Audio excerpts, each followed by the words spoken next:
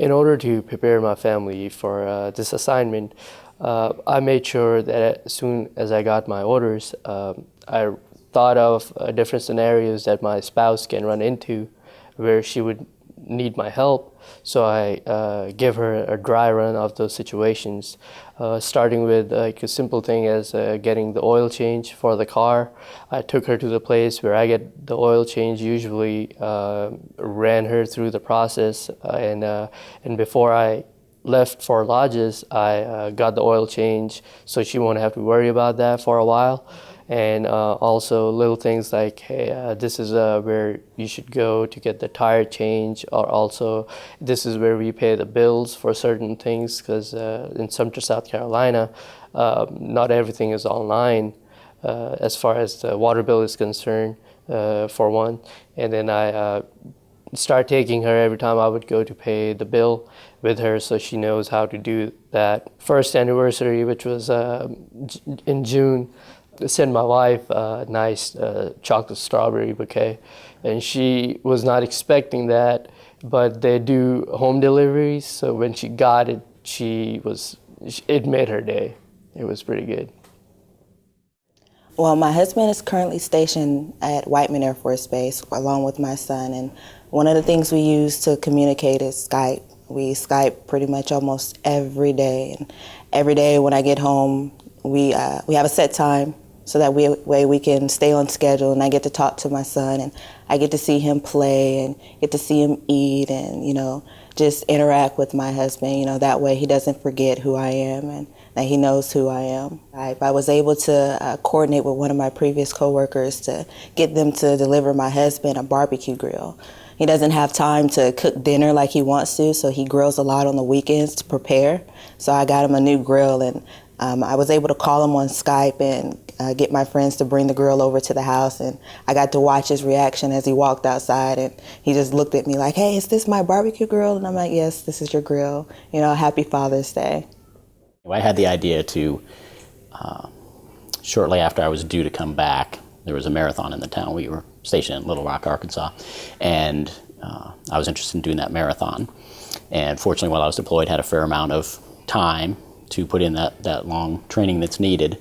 And as I discussed it with my wife, she said, oh, well, I'd like to do that too. And so we were kind of virtual training partners, I guess is the way to put it. I know there's some people do that real world, real time, whatever you want to call it, with strangers, but here's more personal way. So we kind of, and we talked, and we of course talked about the kids, the usual sorts of things, but we also had that, how's the training going? Did you get in that 10-mile run? Did you get in that 15-mile run? Are you ready for the race? So just something else to talk about, and kind of a little experience to share. And then once I came home, I got home a few weeks before the race. We had a little bit of time. It wasn't like the day after we got back or anything like that. Then we were able to do the race together. Probably had to slow down a little bit. My wife's not quite as slow as me, or as fast as me, I should say. So, but the whole idea was to try to do something together. So we ended up doing it together, finishing at the more or less the same time. Well, I stay in touch with my mom since I've been overseas for my entire enlistment. I send her little souvenirs from everywhere that I visited, because I really love to travel and she loves that I travel. So I always have to send her something.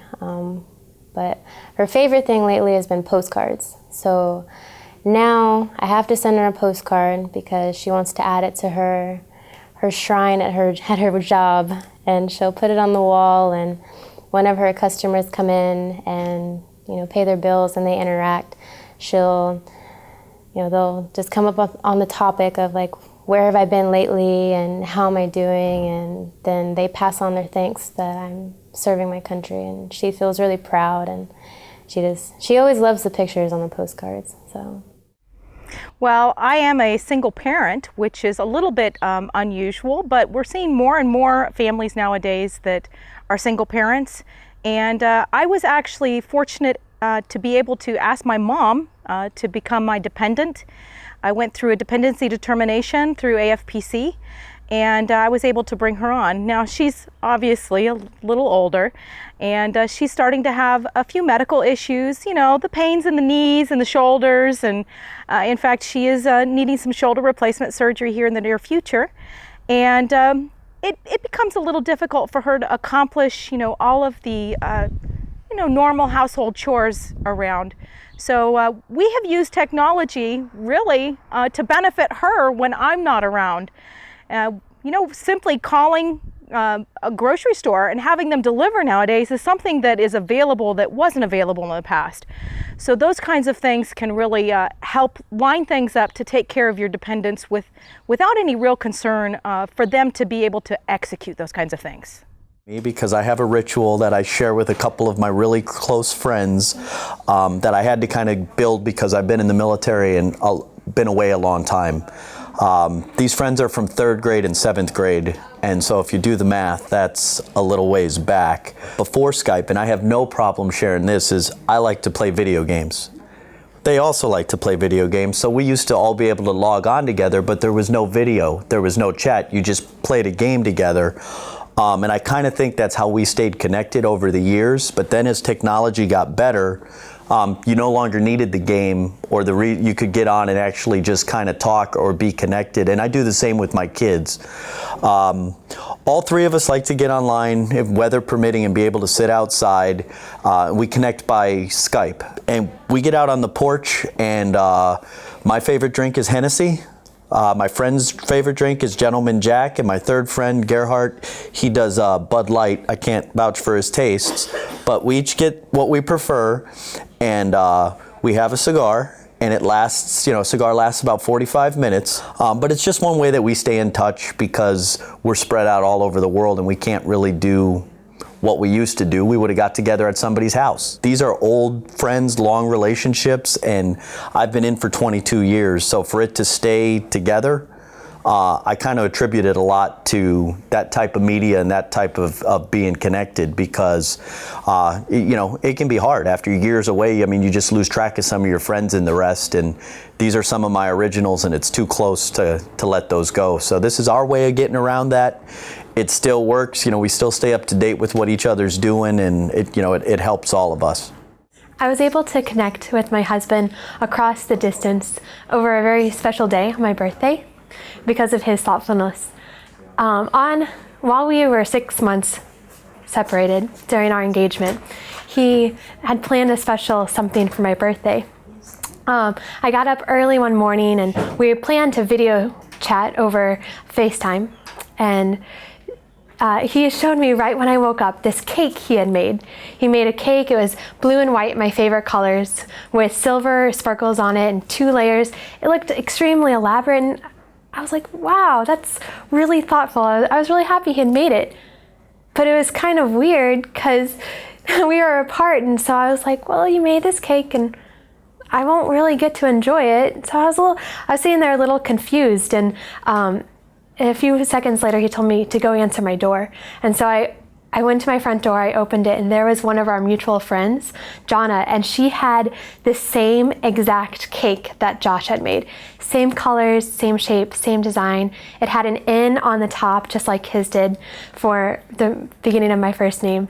And I was so surprised and blown away that he had been able to plan. He had this in the plan for weeks. Later, he had told me that he went and bought the ingredients and then told Jonna what ingredients to buy, and then had made the cake a couple days prior to my birthday and sent her pictures so she could make the same exact cake. And it just really meant a lot to me that both of them would be able to go through that effort to make that day special for me, even though he was away.